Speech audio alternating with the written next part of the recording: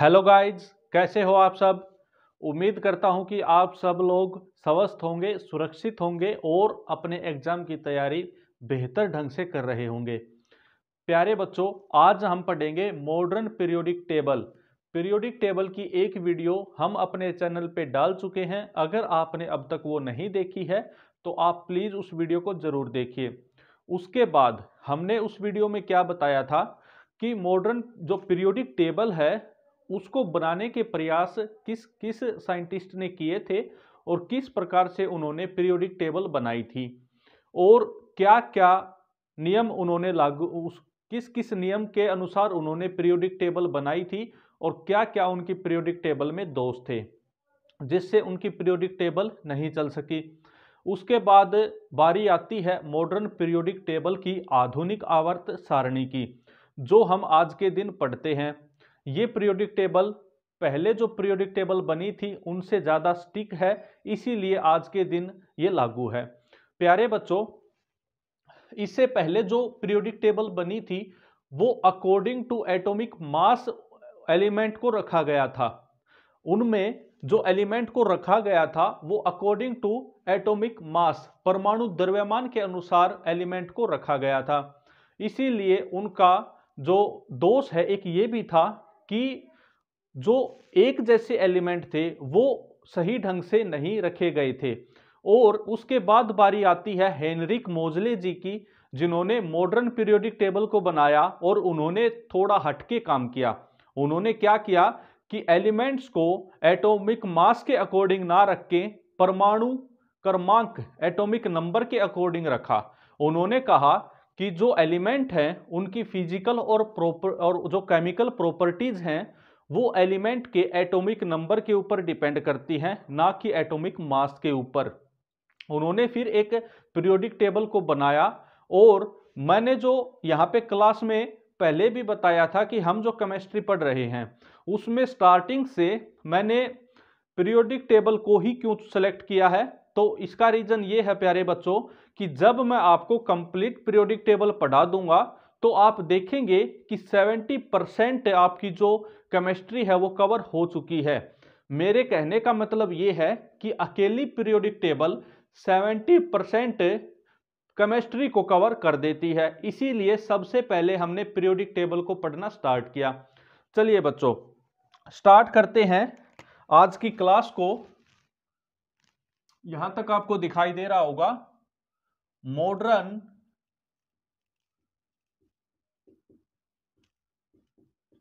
Periodic table. प्यारे बच्चों, जिसे हम हिंदी में कहते हैं आधुनिक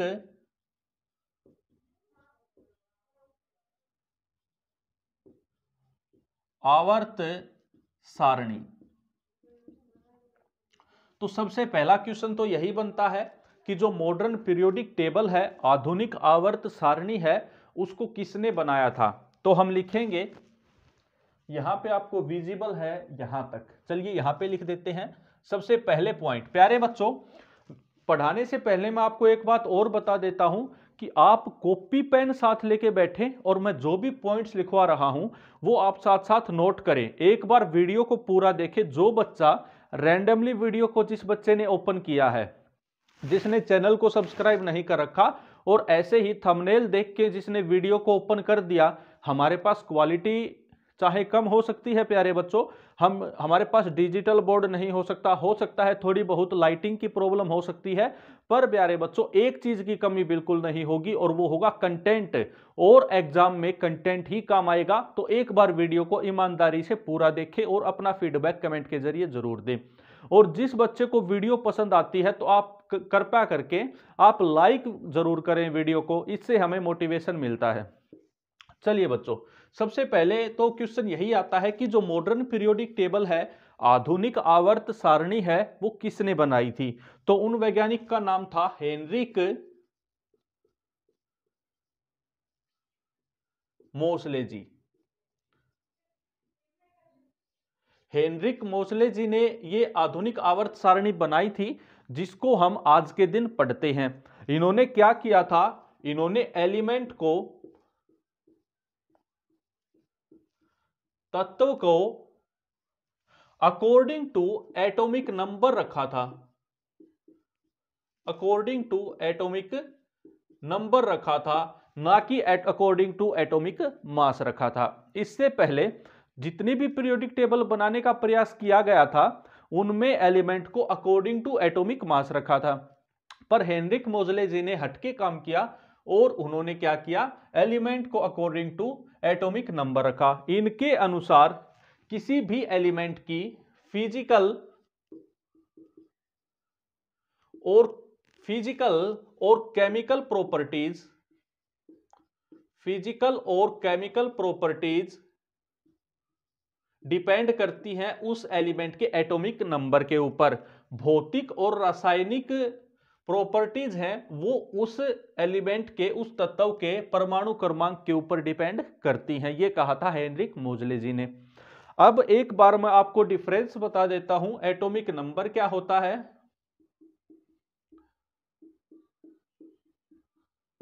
और एटॉमिक मास क्या होता है। कुछ बच्चे हो सकते हैं जिनका बैकग्राउंड साइंस ना हो तो उनको समझने में थोड़ी आसानी होगी कि एटॉमिक नंबर क्या है और एटॉमिक मास क्या है। प्यारे बच्चों, हम मान लेते हैं कि ये कोई एलिमेंट है X और Z से हम डिनोट करते हैं एटॉमिक नंबर को और A से हम डिनोट करते हैं एटॉमिक मास को। ये भी आप ध्यान रखेंगे। तो अगर मैं आपसे पूछूं कि एटॉमिक नंबर को किससे डिनोट करते हैं तो Z से डिनोट करते हैं, और एटॉमिक मास को किससे डिनोट करते हैं, A से डिनोट करते हैं। देखिए, ये कोई परमाणु होता है, ये इसका न्यूक्लियस होता है।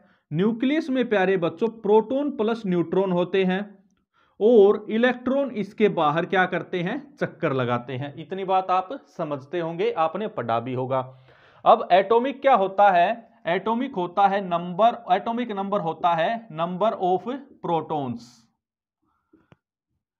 किसी तत्व में, किसी एलिमेंट में प्रोटॉन की संख्या क्या कहलाती है, किसी एटम में प्रोटॉन की संख्या एटॉमिक नंबर कहलाती है। किसी भी एटम में प्रोटॉन की संख्या क्या कहलाती है प्यारे बच्चों, एटॉमिक नंबर कहलाती है। और number of proton plus number of neutron, ये एटॉमिक मास कहलाता है। तो हम कह सकते हैं कि Z क्या होता है, Z होता है नंबर ऑफ प्रोटॉन के बराबर। Z क्या होता है, Z होता है नंबर ऑफ प्रोटॉन। और A क्या होता है, A होता है number of proton plus number of neutron.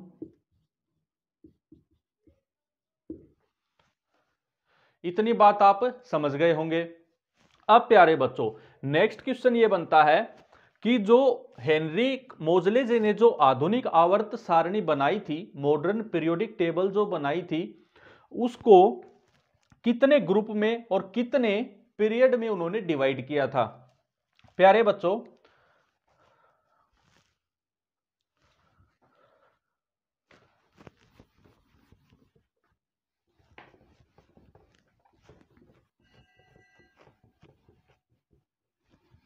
देखिए बच्चों, उन्होंने क्या किया था, उन्होंने जो पीरियोडिक टेबल बनाई थी उसको पीरियड और ग्रुप में डिवाइड किया था। पीरियड को हम हिंदी में कहते हैं आवर्त और ग्रुप को हम हिंदी में कहते हैं वर्ग। मॉडर्न पीरियोडिक टेबल में 7 आवर्त हैं, ध्यान रखेंगे ये क्वेश्चन पूछा जाता है। और ग्रुप की बात करूं तो 18 ग्रुप हैं, ये भी क्वेश्चन पूछा जाता है कि मॉडर्न पीरियोडिक टेबल में कितने ग्रुप और कितने पीरियड हैं। तो आप बताएंगे 7 तो पीरियड हैं, 7 तो आवर्त हैं और 18 क्या हैं, ग्रुप हैं। ये भी आप ध्यान रखेंगे। उसके बाद प्यारे बच्चों, ये क्वेश्चन भी पूछा जाता है कि टोटल एलिमेंट्स कितने हैं। ये छोटी छोटी बातें हैं जो एग्जाम में पूछी जाती हैं कि मॉडर्न पीरियोडिक टेबल में टोटल एलिमेंट्स कितने हैं। तो 118 एलिमेंट टोटल हैं मॉडर्न पीरियोडिक टेबल में। अब सारे के सारे एलिमेंट हैं वो नेचुरल नहीं है, कुछ एलिमेंट्स को लैब में तैयार किया गया है। तो ये क्वेश्चन भी आपका बन जाता है कि 118 में से कितने एलिमेंट हैं जो नेचुरल हैं, प्राकृतिक हैं, और कितने एलिमेंट हैं जो आर्टिफिशियल हैं। तो आप बताएंगे इनमें से 92 जो एलिमेंट हैं वो नेचुरल हैं, ये हमें प्रकृति से मिलते हैं, और 26 एलिमेंट हैं प्यारे बच्चों वो आर्टिफिशियल हैं, इन्हें लैब में बनाया गया है। तो एक ये क्वेश्चन भी आपका एग्जाम में आता है। इसके बाद प्यारे बच्चों जो मॉडर्न पीरियोडिक टेबल है उसको ब्लॉक में डिवाइड किया गया है। कितने ब्लॉक में डिवाइड किया गया है?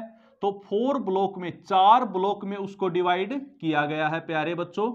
4 ब्लॉक कौन कौन से हैं? एक एस ब्लॉक है, एक पी ब्लॉक है,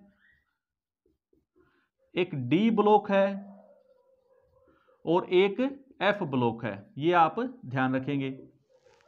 मैं आपको कंप्लीट पीरियोडिक टेबल पढ़ाऊंगा और एक बार आप वीडियो को कंप्लीट देखें।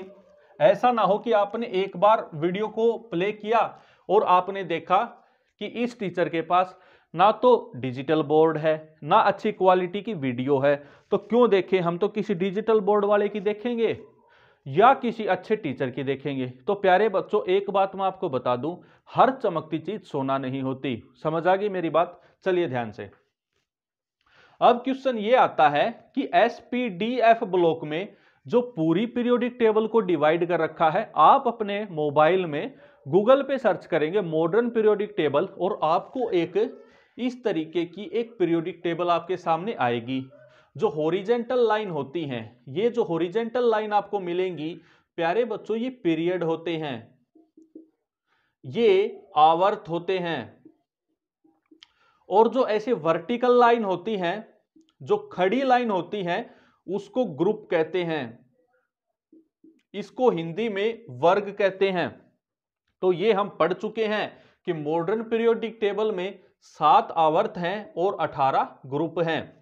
अब प्यारे बच्चों क्वेश्चन ये आता है कि एस ब्लॉक में कितने ग्रुप हैं, पी ब्लॉक में कितने ग्रुप हैं, डी ब्लॉक में कितने ग्रुप हैं, और एफ ब्लॉक में कितने ग्रुप हैं।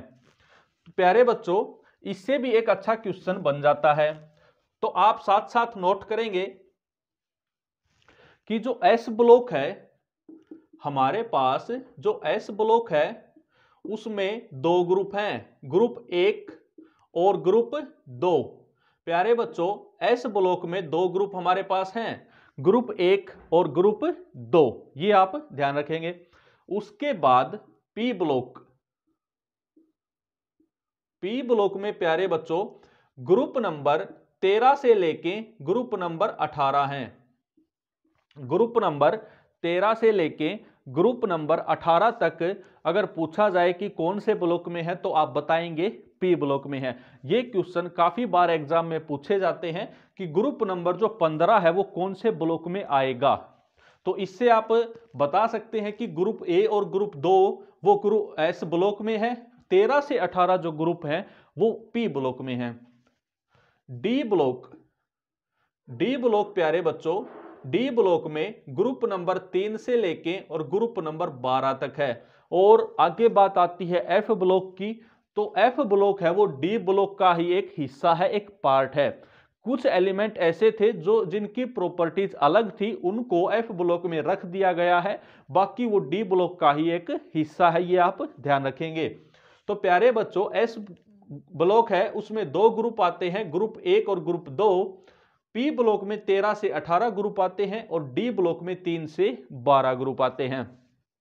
उसके बाद हम क्या करेंगे प्यारे बच्चों, उसके बाद हम एक एक ब्लॉक की स्टडी करेंगे। आज मैं आपको एस ब्लॉक पढ़ाऊंगा, एस ब्लॉक के में से जितने भी क्वेश्चन आपके आते हैं वो सारे हम डिस्कस करेंगे और आप देखेंगे कि क्या गजब की वीडियो ये बनाई गई है और कितना फायदा आपको होने वाला है।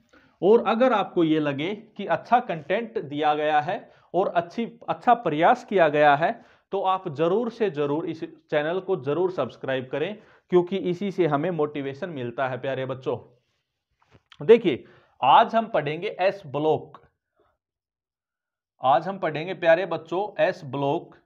और शुरुआत करते हैं ग्रुप नंबर 1 की। अब इस ग्रुप से जितने भी क्वेश्चन आप आपसे पूछे जाते हैं उन सबको हम डिस्कस करेंगे। सबसे पहला क्वेश्चन तो यही पूछा जाता है प्यारे बच्चों कि ग्रुप 1 में टोटल एलिमेंट कितने हैं। ग्रुप 1 में टोटल एलिमेंट्स कितने हैं।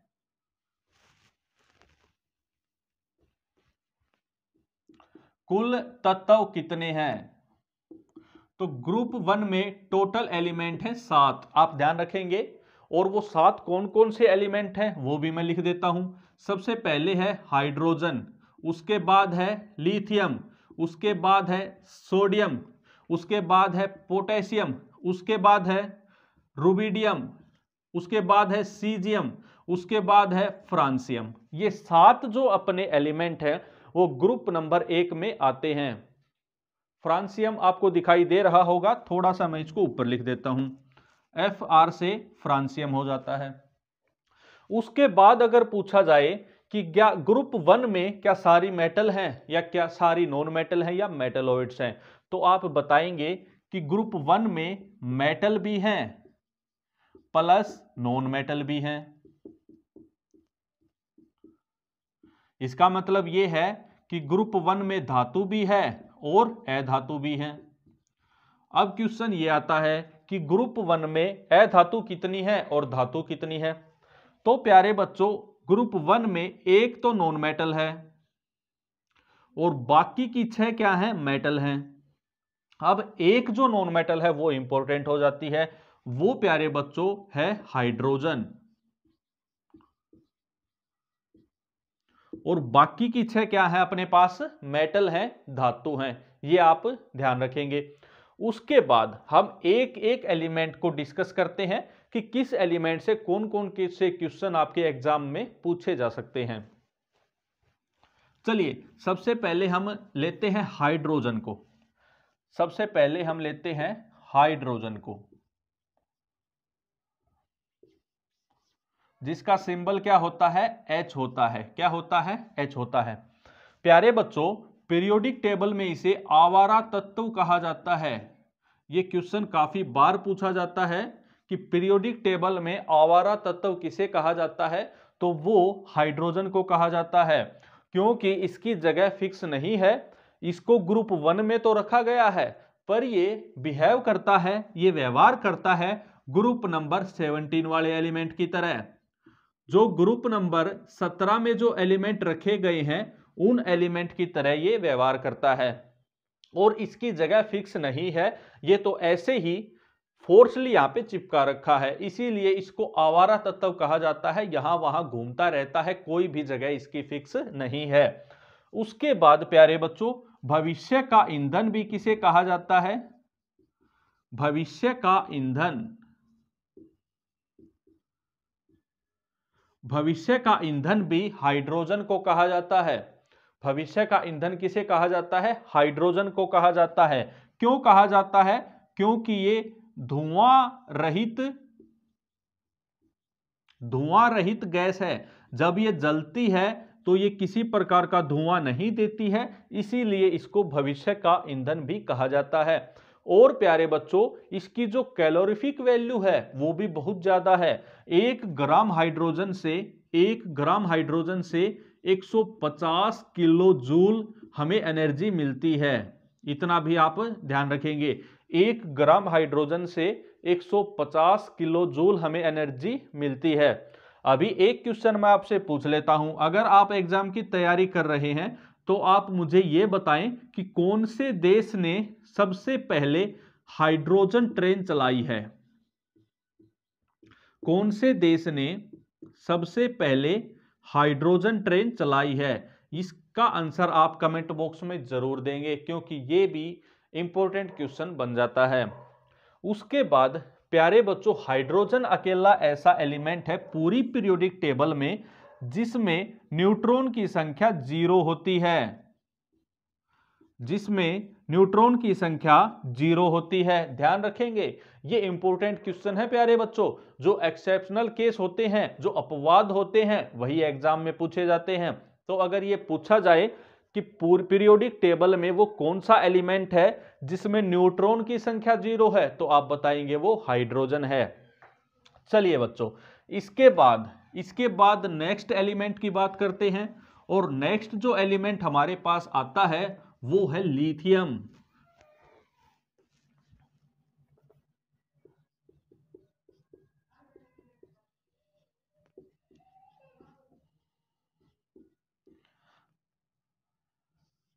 जिसका सिंबल है Li। प्यारे बच्चों, लिथियम के 2 पॉइंट सबसे इंपॉर्टेंट हैं जो एग्जाम में पूछे जाते हैं। एक तो ये है कि ये सबसे हल्की धातु है, ये सबसे हल्की धातु है, लाइटेस्ट मेटल है, ये लाइटेस्ट मेटल है, सबसे हल्की धातु है। उसके बाद नेक्स्ट क्वेश्चन ये आता है कि इसका यूज बैटरी बनाने में किया जाता है, इसका प्रयोग बैटरी बनाने में किया जाता है।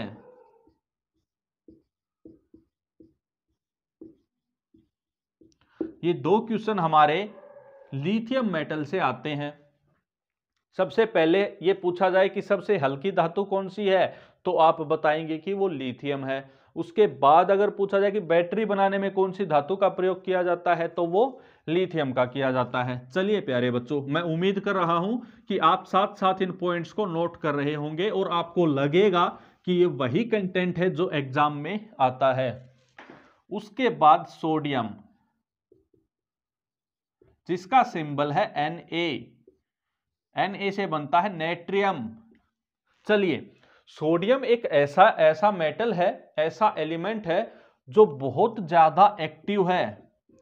अगर इसको खुला हवा में छोड़ दें या इसको हम पानी में रखें तो ये हवा में उपस्थित ऑक्सीजन के साथ या पानी में उपस्थित ऑक्सीजन के साथ क्रिया करके और ये जलने लगेगा, ये रिएक्शन कर लेगा। इसीलिए इसको केरोसिन ऑयल में रखा जाता है, केरोसिन ऑयल में रखा जाता है, ताकि ये हवा में जो ऑक्सीजन प्रेजेंट है उसके साथ रिएक्शन ना करे। और इसी के साथ जो पोटेशियम है उसको भी मैं यहीं पे बता देता हूं, आप ध्यान रखेंगे कि जो पोटेशियम है जिसका सिंबल के है उसको भी केरोसिन ऑयल में रखा जाता है, क्योंकि ये भी बहुत ज्यादा एक्टिव मेटल है। और दोनों के दोनों मेटल सॉफ्ट हैं, इनको चाकू की सहायता से काटा जा सकता है, इन दोनों मेटल को चाकू की सहायता से काटा जा सकता है।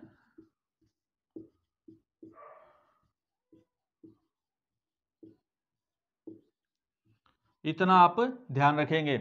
और उसके बाद पोटेशियम का एक इंपॉर्टेंट पॉइंट्स मैं आपको बताता हूं।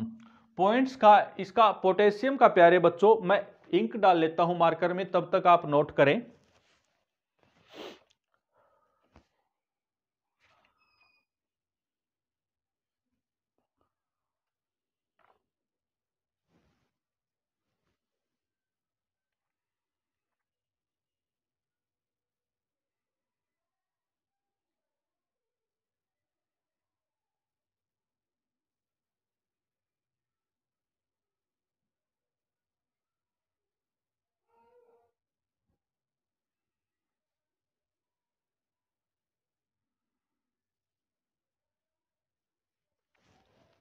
चलिए बच्चों, उम्मीद करता हूं आपने उतार लिया होगा। हम बात कर रहे थे किसकी? पोटेशियम की। और सोडियम के बारे में भी मैं आपको थोड़ा बहुत बता देता हूं कि ये समुद्री पानी में मिलता है। और जो हम नमक खाते हैं NaCl, उसमें भी क्या होता है? उसमें भी सोडियम होता है। और जो हम खाने वाला जो सोडा होता है NaHCO3, सोडियम बाइकार्बोनेट, उसमें भी क्या होता है? सोडियम होता है। ये 2 क्वेश्चन आपके बन जाते हैं। NaCl की फुल फॉर्म होती है सोडियम क्लोराइड। मैं लिख देता हूं प्यारे बच्चों, सोडियम क्लोराइड NaCl, जो नमक हम खाते हैं तो उसमें भी आपको Na देखने को मिलेगा, वो सोडियम है। उसके बाद सोडियम बाई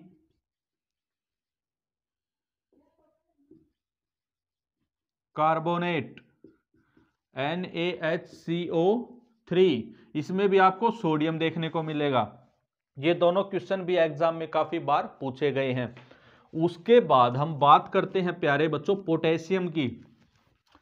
तो जो पोटेशियम है वो भी एक्टिव मेटल है और ये भी एक सॉफ्ट है, मुलायम धातु है। इसको भी हम चाकू की सहायता से काट सकते हैं और इस मेटल को भी केरोसिन ऑयल में रखा जाता है। उसके बाद मैं आपको एक इंपॉर्टेंट बात बताता हूं, KNO3, इसमें आपको पोटेशियम दिख रहा होगा, इसका नाम है पोटेशियम नाइट्रेट। पोटेशियम नाइट्रेट है, इसका उपयोग किया जाता है गन पाउडर बनाने के लिए। इसका उपयोग गन पाउडर बनाने के लिए किया जाता है। तो अगर क्वेश्चन पूछा जाए 4 ऑप्शन देके कि इनमें से किसका उपयोग गन पाउडर बनाने के लिए किया जाता है, तो पोटेशियम नाइट्रेट का किया जाता है, जिसका फॉर्मूला है KNO3 और इसमें भी आपको पोटेशियम देखने को मिलेगा। और प्लांट्स के लिए, पादप के लिए बहुत जरूरी एलिमेंट है पोटेशियम। और अगर मैं बात करूं कि जो बेसिक एलिमेंट है जो प्लांट्स के लिए बहुत जरूरी होते हैं, तो आप लिखेंगे सोडियम, उसके बाद पोटेशियम और उसके बाद फॉस्फोरस। ये जो एलिमेंट हैं 3, ये बिल्कुल बेसिक एलिमेंट है, इनकी नीड प्लांट्स को बहुत ज्यादा होती है। इतनी बात समझ आई प्यारे बच्चों। उसके बाद हम बात करते हैं रूबिडियम की, जिसका सिंबल है Rb।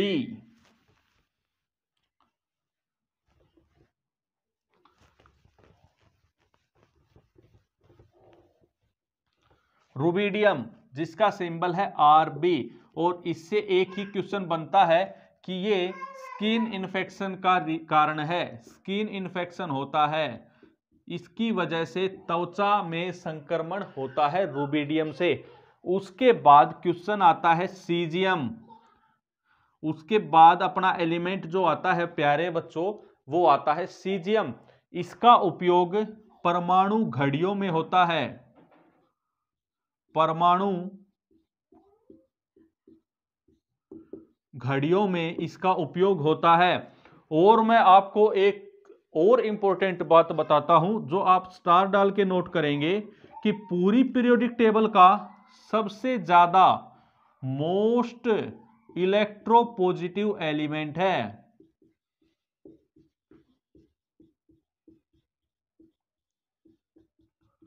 मोस्ट इलेक्ट्रोपॉजिटिव एलिमेंट है। अगर क्वेश्चन पूछा जाए कि पूरी पीरियोडिक टेबल में सबसे ज्यादा इलेक्ट्रोपॉजिटिव एलिमेंट कौन सा है, तो आप बताएंगे कि वो सीजियम है। उसके बाद प्यारे बच्चों हमारे पास एलिमेंट आता है फ्रांसियम, और आप बताएंगे, स्टार डाल के आप लिखेंगे कि ग्रुप 1 में ये अकेला ऐसा एलिमेंट है जो रेडियो एक्टिव है। अगर मैं आपसे क्वेश्चन पूछूं कि ग्रुप 1 में क्या रेडियो एक्टिव एलिमेंट है, तो आप बताएंगे बिल्कुल है, फ्रांसियम है। उसके बाद अगर मैं पूछूं कि ग्रुप 1 में कौन सा एलिमेंट है जो रेडियो एक्टिव है, तो आप बताएंगे फ्रांसियम। जो सबसे लास्ट वाला जो एलिमेंट है वो रेडियो एक्टिव एलिमेंट है। इसी के साथ प्यारे बच्चों हम एस ब्लॉक का ग्रुप 1 हम कंप्लीट कर चुके हैं। अगर मैं आपको अब ग्रुप 2 कराऊंगा, ग्रुप नंबर 2 कराता हूं, तो वीडियो कुछ ज्यादा लंबी हो जाएगी, जिससे आप बोर भी हो सकते हैं। इसीलिए प्यारे बच्चों हम ग्रुप जो नंबर 2 है उसको हम नेक्स्ट वीडियो में पढ़ेंगे, और उसको हम तभी पढ़ेंगे जब आप कमेंट करके ये बताएंगे कि सर आप कंटेंट अच्छा दे रहे हैं, एग्जाम के पॉइंट ऑफ व्यू से हमें बहुत ज़्यादा फायदा मिलेगा, और आप ऐसे ही पढ़ाते रहें और हम आपकी वीडियो को देखते रहेंगे। तो प्यारे बच्चों साइंस की आपको टेंशन लेने की ज़रूरत नहीं होगी, मैं कंप्लीट साइंस आपको यूट्यूब पे करा दूंगा। पर मुझे एक चीज़ की ज़रूरत होगी, और वो है आपके रिस्पॉन्स की। प्यारे बच्चों आपका लाइक बटन और जितने मेरी वीडियो के ऊपर व्यूज आते हैं वो मुझे मोटिवेट करने का कार्य करते हैं। अगर मैं ऐसे ही पढ़ाऊं और मेरी वीडियो पे लाइक ना आए, अच्छे अच्छे कमेंट ना आए, अच्छे कमेंट का मतलब ये नहीं कि आप मेरी तारीफ ही करते रहें, अगर थोड़ा बहुत अगर मेरे को इम्प्रूव करने की ज़रूरत है तो तो आप वो भी कमेंट में बताएं, पर थोड़ा बहुत आप रिस्पॉन्स तो दें, तभी तो मुझे मोटिवेशन मिलेगा आगे कार्य करने के लिए, आप तक अच्छा कंटेंट पहुंचाने के लिए। तो प्यारे बच्चों, कैसी वीडियो लगी जरूर बताएं। अगर वीडियो अच्छी लगी है तो सब्सक्राइब जरूर करें, और अगर वीडियो अच्छी नहीं लगी, आपको लगा कि मैंने सिर्फ टाइम पास किया है और कोई इसमें से कोई भी क्वेश्चन या किसी प्रकार का कोई मैंने जो पढ़ाया है वो एग्जाम में नहीं आ सकता, तो वीडियो को आप डिसलाइक करें। वीडियो देखने के लिए थैंक यू, धन्यवाद। जय हिंद, जय भारत, जय हरियाणा।